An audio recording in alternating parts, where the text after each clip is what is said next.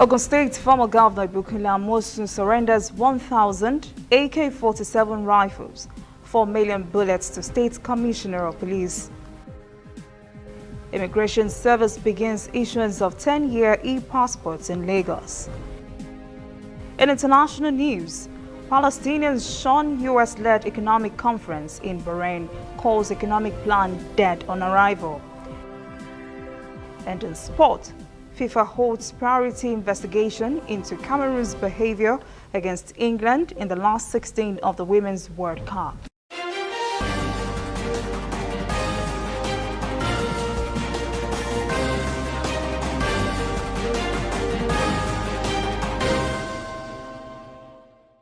This is ANN News.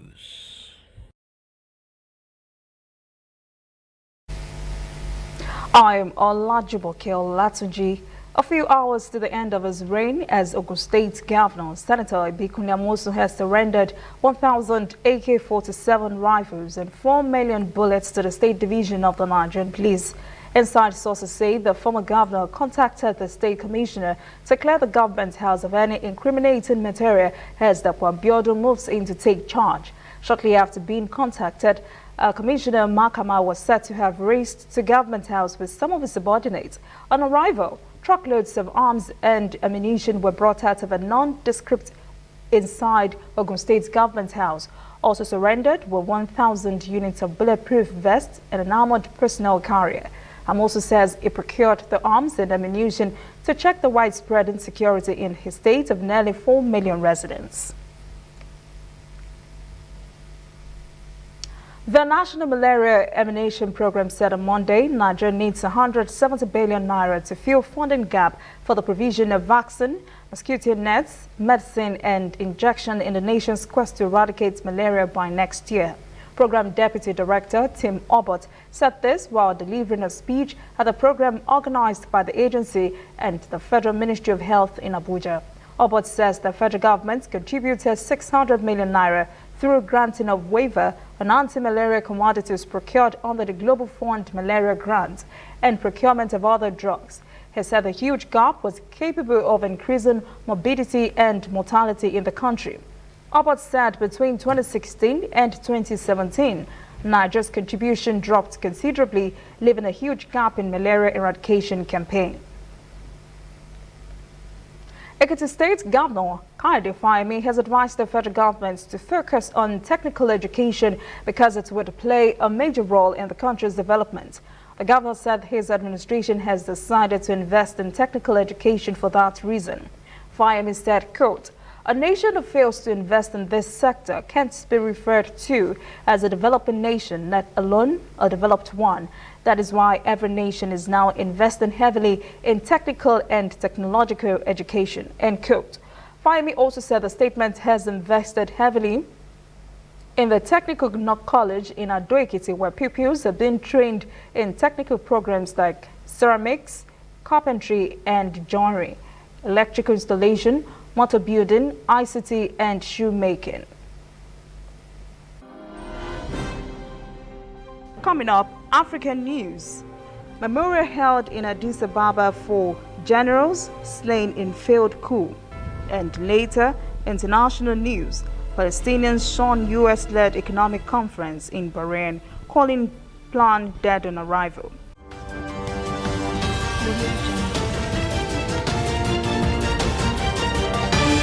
You are watching ANN.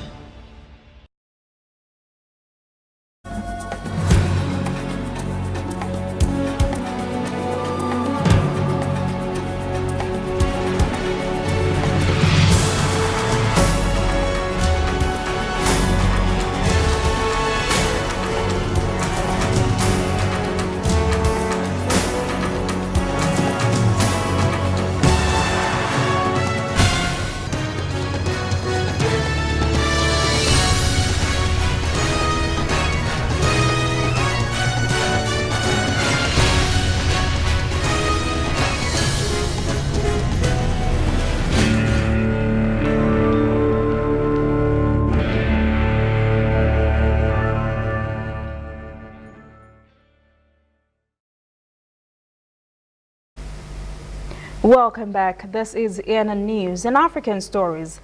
A memorial is being held in Ethiopia on Tuesday for Army Chief of Staff killed along with 4 other senior officials during the failed coup over the weekend. Authorities described it as a failed plot to seize control of Amhara region. Hundreds of soldiers and officers in uniform gathered for a ceremony in the capital, Addis Ababa. Coffins of Army Chief of Staff Sia Mekonnen and the retired general, both shot dead on Saturday by Mekonnen's bodyguard, were wheeled into the hall, draped in Ethiopian flags. Roads were blocked for the ceremony and security was tight. Access to the internet appeared to have been blocked across the country for a third straight day. The army general will be buried in his home region of Amhara on Wednesday. And Saturday's coup attempt was allegedly orchestrated by Amhara's head of state security, General Absinu Tsesige, who was later shot on Monday. The Zimbabwean government announced on Monday it has scrapped the multi-currency system in place since 2009. It says only the RTG's dollar, recently announced as a stand-alone currency, would now be the only legal tender in the country. This move is expected to help President Emerson Mnangagwa in his efforts to revive an ailing economy, but economists are skeptical. And as Farai Nwakotuyo reports, Zimbabwe is facing record-high inflation that is just shy of triple digits. Soaring parallel forex market rates have propelled inflation to a 10-year high, just 2.2 points shy of triple digits. Many here are barely able to keep their heads above water. The teacher is in a deficit of not less than 3,500 RTGS dollars. That means that the teacher is unable primarily to provide for their own food, and they are not able to meet their own obligations in terms of utilities, in terms of rentals. They are not able to send their own children to school. The average teacher earns 580 RTGS dollars, about $58 US at the current black market rate, far short of the 4,100 RTGS dollars demanded in ongoing wage negotiations with government. But even that amount could quickly be eroded by the unrelenting inflation. If we don't sort out the electricity issue, that will increase the cost of doing business. If we don't sort out, in terms of having, the basic commodities available in all our shops, if we don't manage that, I think there's a lot, price pressures that will continue, to push inflation up there. Zimbabwe's finance minister seems to differ, projecting prices to taper by the third quarter in response to fiscal reforms. Those burdened by the ever-increasing cost of living are losing hope.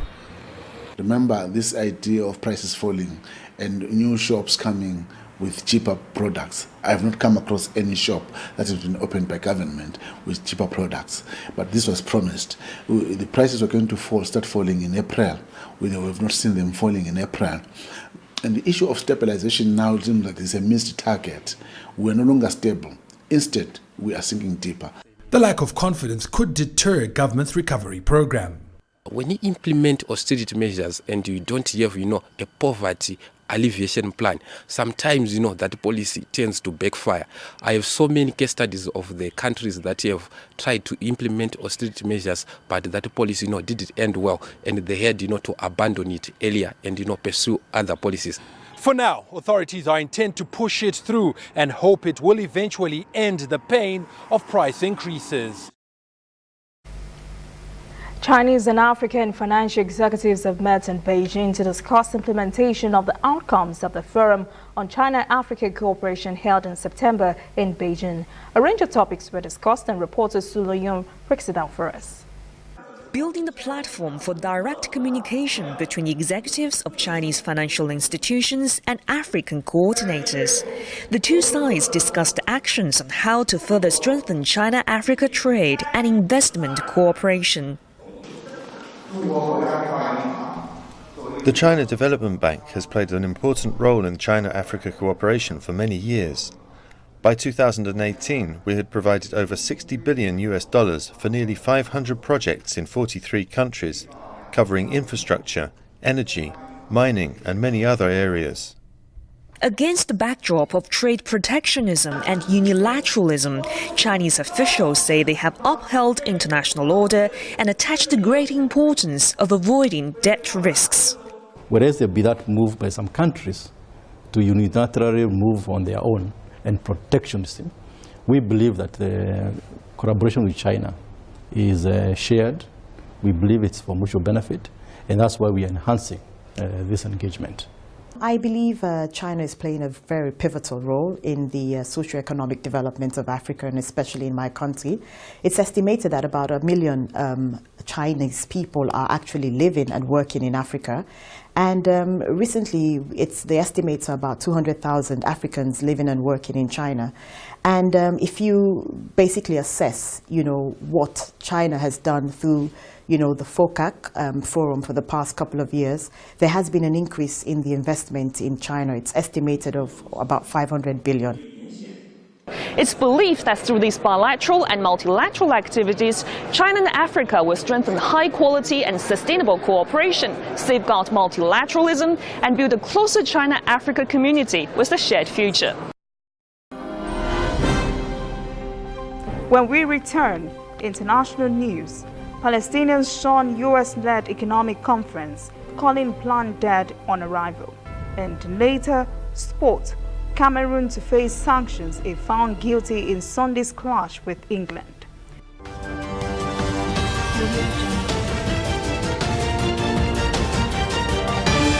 You are watching ANN.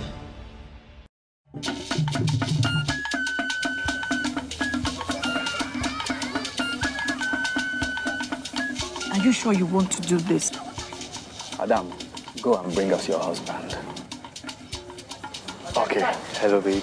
We're in this together, okay? Can you hear me? Keep coming forward. Wait, stop. You okay, lean to your right. Keep walking down, keep walking to the left. Yes, you're almost here. Keep going. You are here. Wow, you did it. I'm just so glad I didn't have to use my cane to do this. And I am so glad no other man got you before me. Let me be your eyes. We will never stop working to give you a network you can rely on, so you can enjoy life's special moments. MTN, everywhere you go. We are on the road every day, canvassing throughout Africa for news you really need. We follow the story everywhere, from every corner of Nigeria to the wide African expanse. We bring you what's making headlines. We connect you with news you can use. ANN, African News Network, in a truly African spirit. Welcome back. This is ANN News. Now to international stories. U.S. President Donald Trump has unveiled a string of new sanctions against Iran. Trump says these new sanctions target Iran's leader Ayatollah Ali Khamenei and 8 senior commanders in the Iranian military and the Islamic Revolutionary Guards Corps. Trump says the move came after a series of aggressive behaviors by the Iranian regime in recent weeks, including shooting down of a U.S. drone, which he described as not good and not appropriate. Iranian ambassador to the United Nations, Majid Rawanje, said on Monday the U.S. action has basically sealed off any chance of a diplomatic resolution to the tensions between the two countries. We are not in the business of succumbing to pressure. The U.S. has been applying pressure against Iran, and today we witnessed that they have added more sanctions. So nobody is in a clear mind can accept to have a dialogue with somebody who is threatening you with more sanctions. So that, as long as this threat is there is no way that Iran and the U.S. can start a dialogue. U.S. Treasury Secretary Steven Mnuchin also announced on Monday 8 senior commanders of Navy, Aerospace and Ground Forces of the Iranian Islamic Revolutionary Guard Corps have been blacklisted because of what it called their supervision of Malaysia's region activities. And Washington has beefed up its military forces in the Middle East over the past month, a move Iran has described as a disturbing element.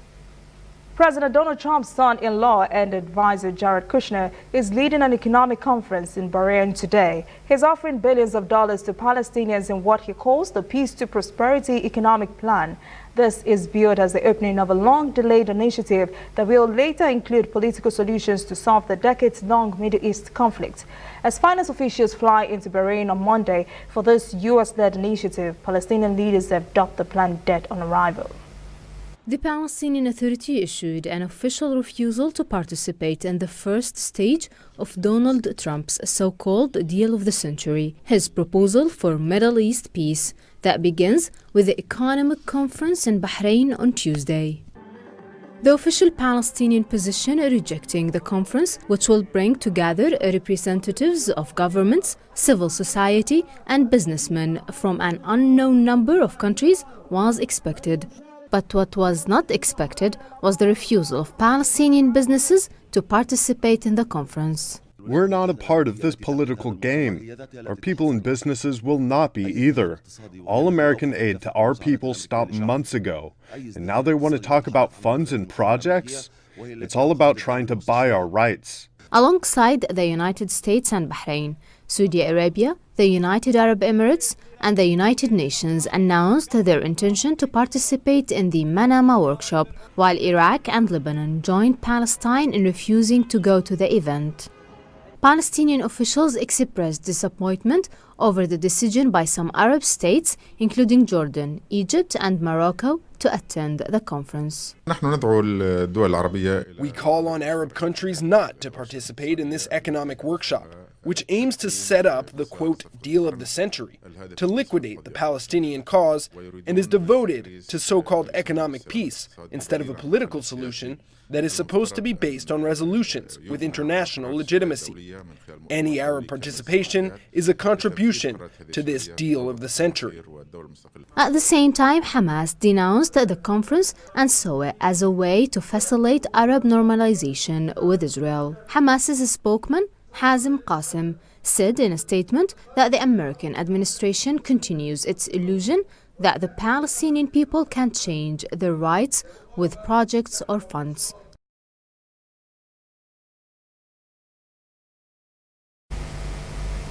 Boris Johnson, the favourite to become British Prime Minister, says he was prepared to lead Britain out of the European Union without a deal in October, and that any EU attempt to impose trade tariffs would be similar to a Napoleonic-era blockade. The United Kingdom's 3-year Brexit crisis could be about to deepen as Johnson's pledge to leave the EU with or without a deal on Halloween could provoke a standoff with Parliament, which has indicated its opposition to a no-deal exit. No deal means there would be no transition period, so the exit would be abrupt. That is a nightmare scenario for many business leaders and the dream of hard Brexiteers who want a decisive split. Johnson, former foreign minister and London mayor, reaffirmed his view, contested by many, that Britain could retain tariff-free trade with the EU after a no-deal exit. Investors have warned a no-deal Brexit will roil financial markets and send shockwaves through the European economy. Up next, sport. FIFA holds investigation into Cameroon's behavior against England in the last 16 of the Women's World Cup.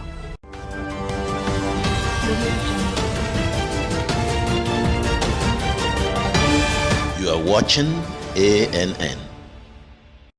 Whether in your house, at your office, on your phone or online, we are there. We have the facts behind the headlines. We cut to the chase with the news you really need. We cover every angle. We are the bigger, better news network. We are African News Network. ANN. Watch ANN News on MITV from a truly African spirit. Welcome back. This is ANN News. In sport, Super Eagles midfielder Ogenyi Onazi has returned to training after a 6-month Achilles injury layoff. The 26-year-old ruptured his Achilles tendon in a Turkish Super League game against Zimbabwe in December, forcing him out of the entire season. He also missed the 2019 Africa Cup of Nations currently holding in Egypt. Onazi, who has been capped 51 times for the Eagles, last featured for the team in a 3-0 win over Seychelles in August last year. That is any news this evening. Thank you for joining us. For details on this and other breaking stories, visit our website, annafrica.news. Conversation continues on our social media platforms, Twitter, Instagram, and Facebook at ANN Africa TV. I am Olajumoke Olatuji. Have a pleasant evening.